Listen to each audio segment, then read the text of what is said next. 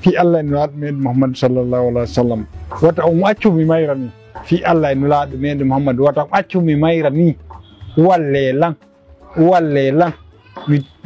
turke mi jeji on mi watti juɗɗen ka ɓaawo fi Allah mi jeji on fi Allah walle lan min Souleymane Diallo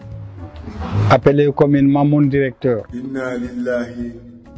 wa inna ilayhi raji'un. Kullu nafsin zalikatil maut. Musibe Allah subhanahu wa ta'ala o halata o geno yedda hore makko. Yo Allah yinno yafo o babirawo men kutirawo hobbe go biddo hobbe go mon directeur. Musibe wallindiren tan ko wuruɗen ɗon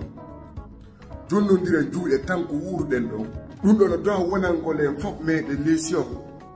surtout noon waɗoɓe cinéma soɗo wadde cinéma kala ko allahu subhanahu wa taala on arsiki on par ce que buyi alaka heɓade mais kala ko allahu subhanahu wa taala on arsiki on yette soɗon terrain mum si tawi no yona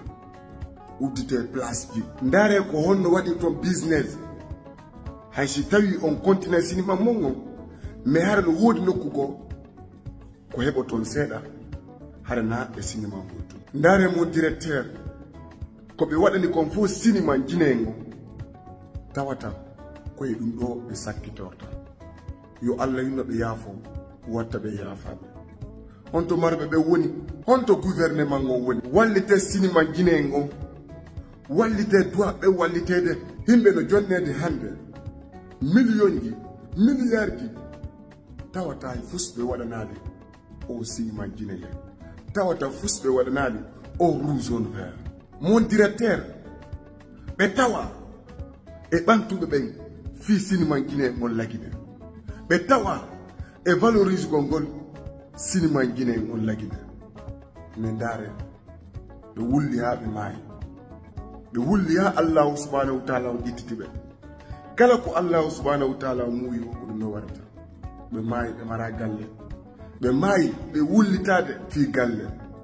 yo ɓe wallitoɓe ɓe heɓa galle ɓe maayi ɓe mari suno fi galle ɗum no yurmi no satti lagine wawata avancirde ni mais